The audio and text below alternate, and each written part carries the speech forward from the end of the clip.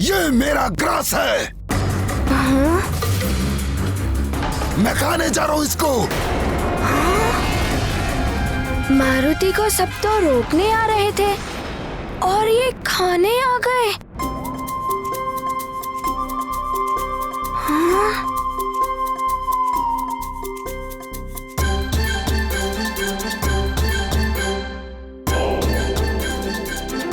अरे आपकी तो देह ही नहीं है और पेट भी नहीं है। आप क्या करेंगे उसे खाकर? किस पेट में ले जाकर पचाएंगे उसे?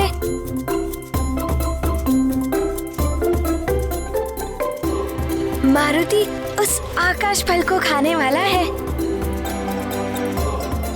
मारुति को बड़ी तीव्रता से भूख लगी है और उसी कारण माँ भी बहुत दुखी है। कुछ भी हो, मैं उसे खाऊं, बचाऊं या कुछ भी करूं, इससे तुम्हें कोई सरोकार नहीं। इसमें तुम्हारा कोई अधिकार नहीं। ये मेरा ग्रास है, मेरा। उसमें सिर्फ और सिर्फ मेरा अधिकार है। ओहो, अरे समझते क्यों नहीं? आपका तो पेट भी नहीं है और देह भी नहीं है। किंतु मेरा पेट तो भूख से कुलबुला रहा है। लगता है ये उद्दंडी बालक ऐसे नहीं मानेगा। इसे दंड देना ही पड़ेगा।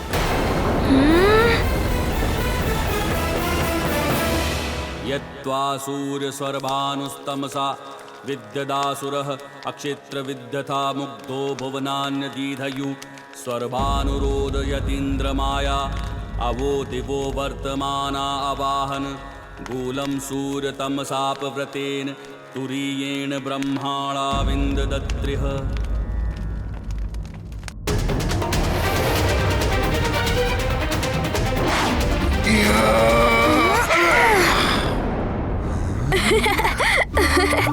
मारुति को भूख लगी है और आप मारुति को हंसा रहे हैं।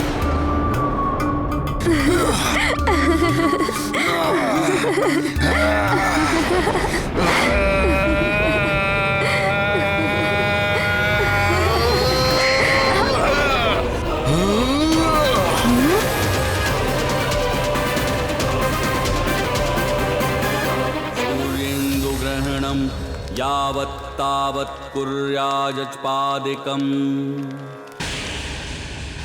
बस कुछ क्षण और प्रतीक्षा। सूर्य ग्रहण होते ही कवच में सिद्ध मायावी शक्तियां आना आरंभ हो जाएंगी।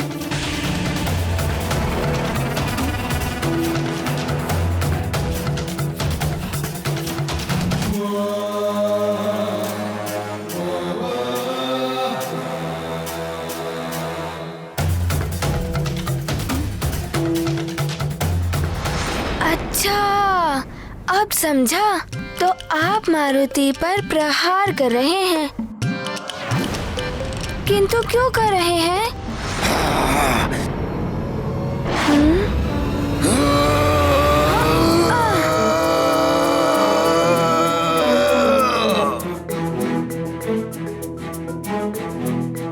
देखिए, मारुति की आपसे कोई शत्रुता नहीं है, फिर भी आप ऐसा क्यों कर रहे हैं? बार बार राहुल समझा रहा तुझे। हाँ?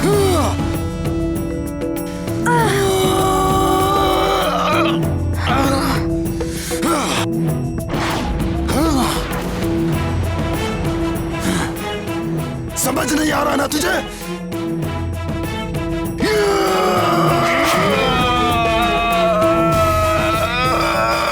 आप मारुति को विवश कर रहे हैं, क्षमा कीजिएगा।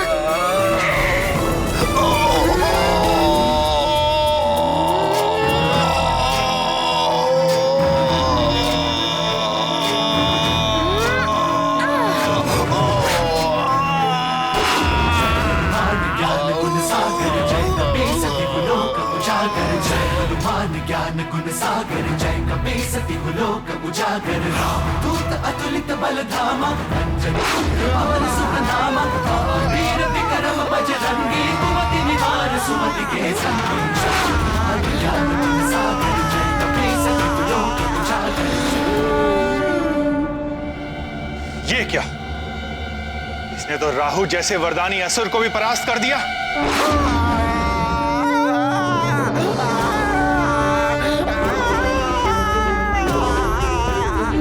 मारुति का आकाश फल।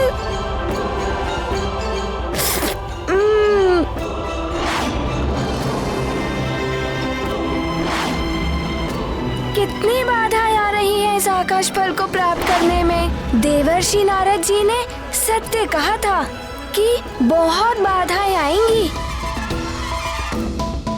किंतु मारुति ने भी उनसे एक सत्य कहा था कि मारुति उस आकाश फल को खाकर ही रहेगा। यद्वासूर्य सर्वानुस्तमसा विद्यदासुरः अक्षेत्र विद्यथा मुग्धो भुवनान्य दीधयु। यज्ञ संपन्न हो गया है महाराज। अब सूर्य ग्रहण प्रारंभ होने वाला है।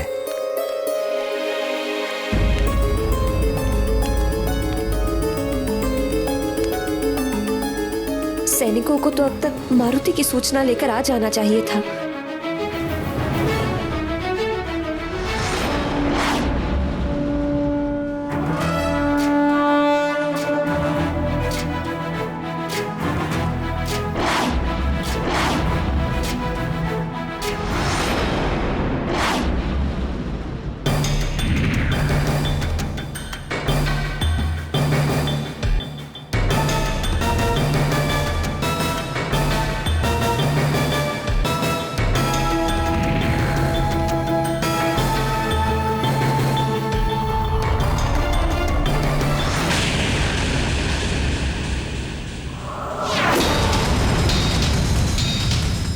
ये क्या हो रहा है?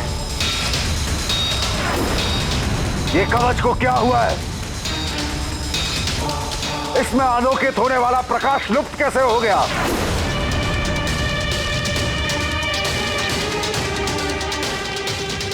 आश्चर्य है दशानन।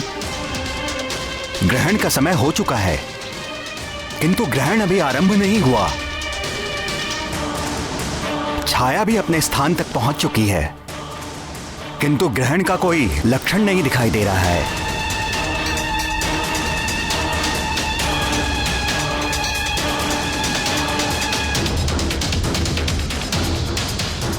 असंभव! राहु द्वारा सूर्य को ग्रसने का समय व्यतीत होता जा रहा है। राहु, कहां हो तुम? ग्रहण काल आरंभ हो चुका है, किंतु सूर्य चमक रहा है।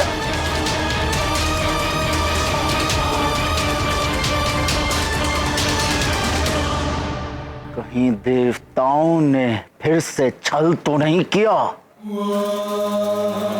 या राहु को रोकने की कोई नई युक्ति ढूंढ ली है। ये देवता भली भांति जानते हैं कि चंद्र ग्रहण और सूर्य ग्रहण के समय ही असुर अपनी असुरी शक्तियों में वृद्धि करने के लिए मायावी यज्ञ और विधान रचते हैं। यदि यह सत्य है कि सूर्य ग्रहण रोकने में देवताओं ने प्रयास किया है, तो महादेव की सौगंध, दशानन के कोप का भागी बनना पड़ेगा तुम्हें।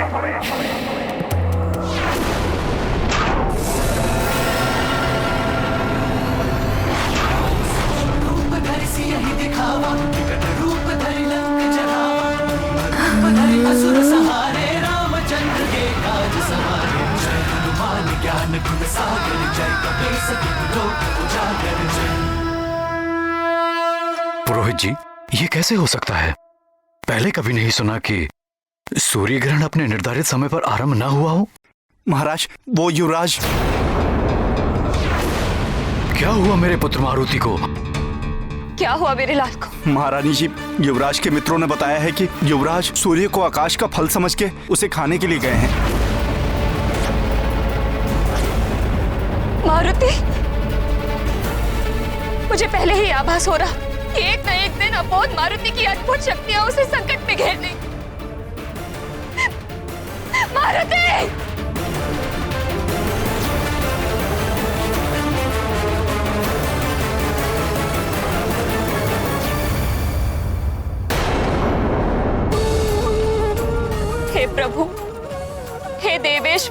हे भोलेनाथ, हे कृपालु, मेरे लाल की रक्षा करना, उस पर कोई संकट आने ना पाए।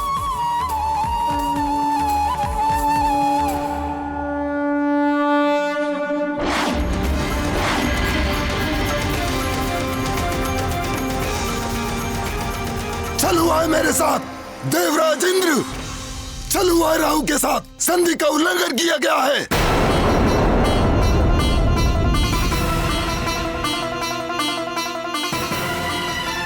क्या अनर्गल प्रलाप कर रहे हो राहु? कैसा छल? किस संधि का उल्लंघन? भूल गए देवराज इंद्र, स्मरण कीजिए। अमृत प्राप्ति के लिए समुद्र मंथन के वक्त देवताओं और दानवों के मध्य क्या संधि हुई थी? भली भांति स्मरण है हमें। देवों का नेतृत्व मैं ही कर रहा था। तुम सब असुर दैत्यराज बाली के नेतृत्व में दूसरी ओर थे। समुद्र मंथन के लिए मंदराचल पर्वत को मथानी बनाया गया था। वासुकी नाग ने रस्सी का कार्य किया था और नारायण ने कच्छप का रूप धर के मंदराचल की मथानी को अपनी पीठ पर धारण किया। समुद्र के गर्भ से सबसे पहले हलाहल विष निकला। उस हलाहल विष के प्रभाव से चारों ओर हाहाकार मच गया था। पूरा संसार विष के प्रभाव से नष्ट होने लगा था, नष्ट। तब महादेव ने उस विष को अपने कंठ में धारण करके संसार की रक्षा की और महादेव नीलकंठ कहलाए। अमृत प्राप्ति के लिए मंथन चलता रहा। इस मंथन से ऐरावत, कल्पवृक्ष, वारुणी, लक्ष्मी, चंद्र, कामधेनु, कौस्तुभमणि आदि अनेक रत्न निकले। और उनमें से कुछ रत्नों को आप देवताओं ने रखा था और कुछ को हम असुरों ने रखा था।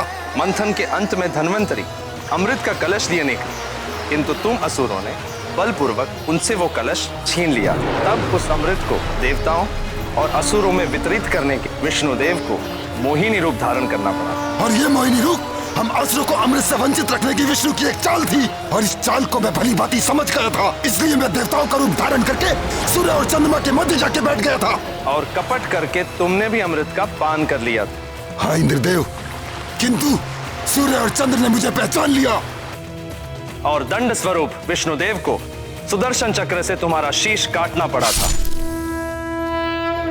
हाँ इंद्रदेव, और मेरा शरीर दो भागों में विभक्त हो गया था, परंतु अमृत पीने के प्रभाव से मेरे शरीर के दोनों भाग अमर हो गए थे। मेरा धड़ कहलाया केतु और ब्रह्मदेव ने मेरे शरीर के दोनों भागों को ग्रहों में स्थान दिया, किंतु तब भी मेरे मन से सूर्य और चंद्र के प्रति बैर की भावना समाप्त नहीं हुई थी। प्रतिशोध लेने की भावना से मैंने सूर्य और चंद्र पर लगातार आक्रमण करना आरंभ कर दिया। मैं उन्हें खा जाने को तत्पर था। इसीलिए तुम असुरों के साथ संधि करके तुम्हारे आत्मसंतोष के लिए हमने ये विधान बनाया कि पूर्णिमा और अमावस्या को तुम चंद्र और सूर्य को ग्रस सकोगे। इस विधान के अनुसार आज मुझे सूर्य को ग्रसना था, परंतु आप देवताओं ने मेरे साथ छल किया है, मुझे सूर्य को ग्रसने से रोका है। ये एक अन्याय है जो एक नए देवासुर संग्राम का कारण बन सकता है। ये क्या कह रहे हो राहु? समुद्र मंथन के समय से लेकर आज तक कभी भी किसी ने तुम्हें सूर्य या चंद्र को ग्रसने से नहीं रोका। फिर आज तुम ये कैसे कह रहे हो कि हमने उस संधि का उल्लंघन किया है? आप देवों ने किसी वानर बालक को भेजा है जिसने मुझे सूर्य तक पहुंचने ही नहीं दिया। धक्का देकर भगा दिया उसने मुझे।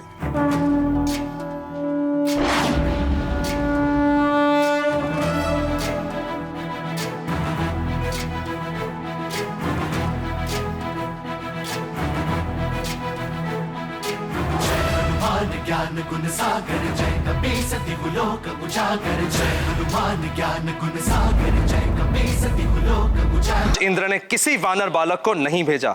न जाने तुम किस वानर बालक की बात कर रहे हो। आश्चर्य, आप देवताओं के राजा हैं, सृष्टि का शासन तंत्र आपके अधीन है, और एक वानर बालक आपकी शासन व्यवस्था के साथ खेल रहा है, और आपको इतना भी ज्ञात नहीं है कि वो उद्दंडी बालक है कौन? यदि तुम्हारा कथन सत्य है राहु, तो देवों से तुम असुरों की उस संधि को तोड़ने और देवराज इंद्र के अधिकार में हस्तक्षेप के अपराध में मैं स्वयं उस वानर बालक को दंडित करूंगा। मेरा वचन है तुम्हें सूर्य को ग्रसने से कोई नहीं रोकेगा। आओ मेरे साथ।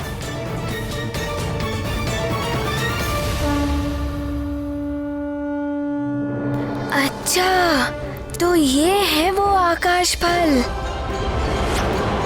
कितना बड़ा है।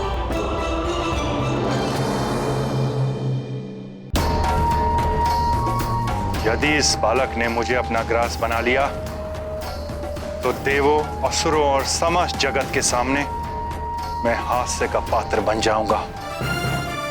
इसे किसी भी युक्ति से रोकना होगा।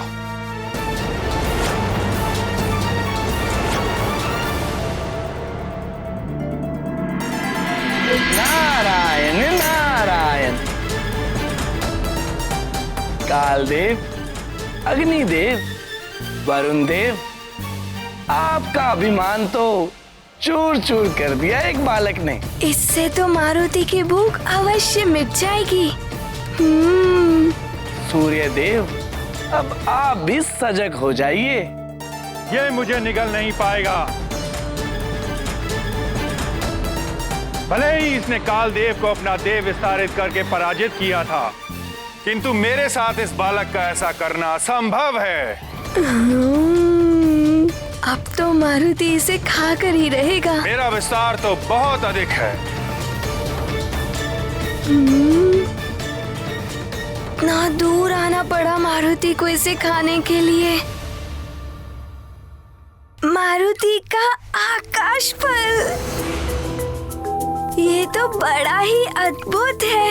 मारुति अभी ये खाएगा। किंतु इतने बड़े आकाश फल को खाने के लिए तो मारुति को अपना आकार भी बढ़ाना पड़ेगा।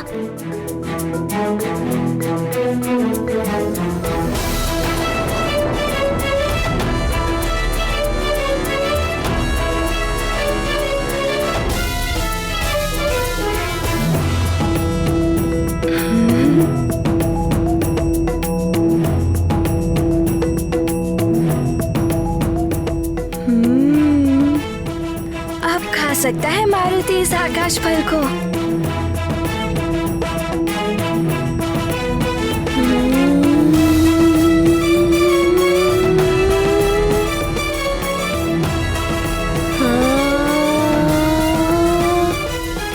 ये आकाश फल तो बढ़ रहा है।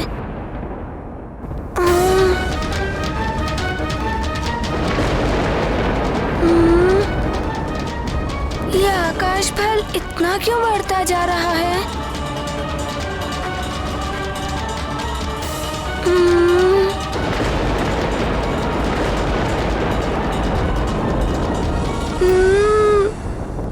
अरे ये तो बढ़ता ही जा रहा है।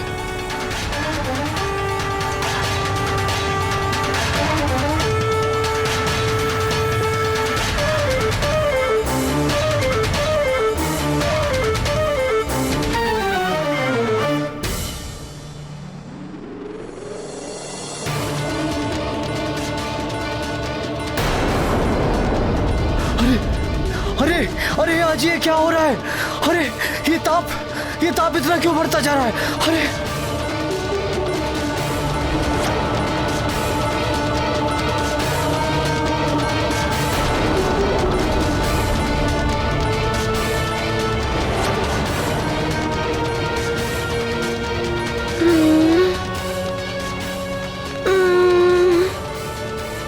क्या करे मारुति?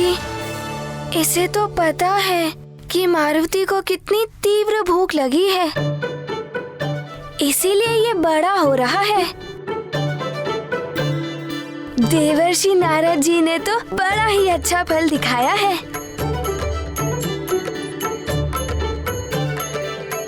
इसे खाकर तो मारुति की भूख भी मिट जाएगी और माँ की चिंता और दुख मिट जाएगा।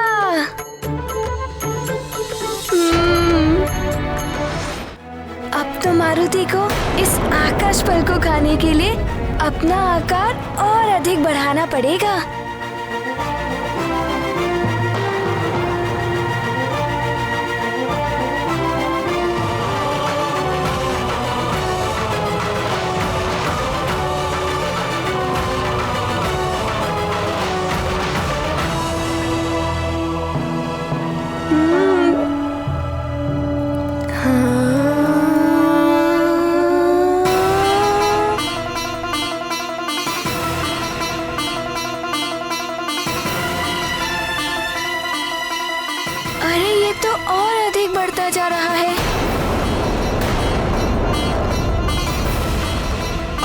ग्रहण तो हुआ नहीं और सूर्यदेव का ताप भी असहनीय हो गया है। ताप तो बढ़ता ही जा रहा है। इस सूर्य का ताप तो बढ़ता ही जा रहा है। प्रलय तो नहीं आने वाला है। यहाँ प्रलय तो नहीं आने वाली है।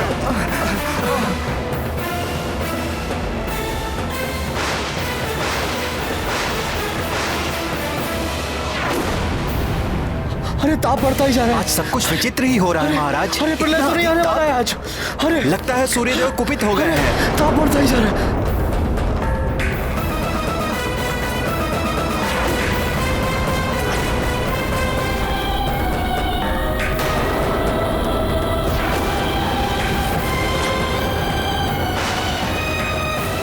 ये तो प्रलय के लक्षण दिखाई दे रहे हैं।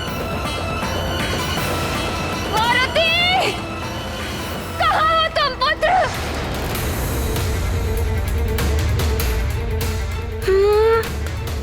ये आकाश फल तो कितना बड़ा हो गया।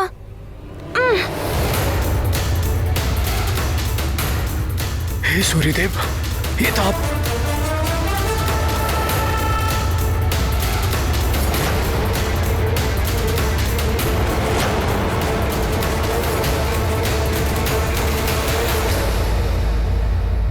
हे महादेव, ये तो अनर्थ होने जा रहा है।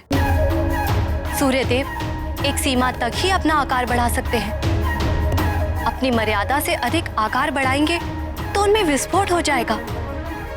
वे स्वयं खंडित हो जाएंगे और खंडित हो जाएगा उनका सूर्यलोक।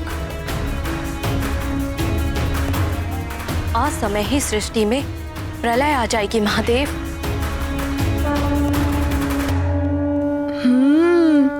कोई बात नहीं, मारुति भी अपना आकार बढ़ाएगा इस आकाश फल को खाने के लिए।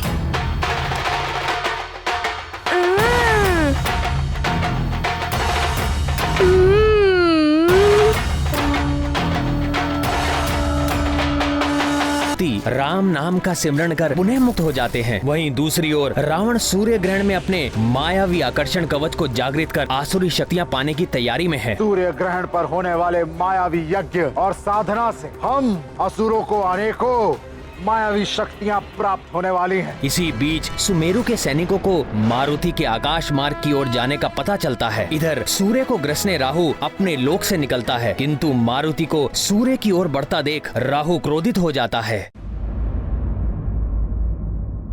ये मेरा ग्रास है। मैं खाने जा रहा हूँ इसको। मारुति को सब तो रोकने आ रहे थे और ये खाने आ गए।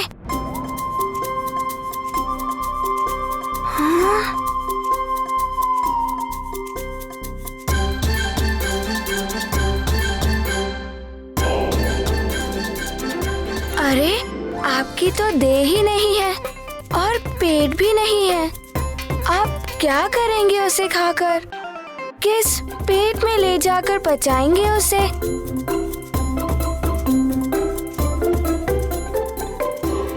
मारुति उस आकाश फल को खाने वाला है।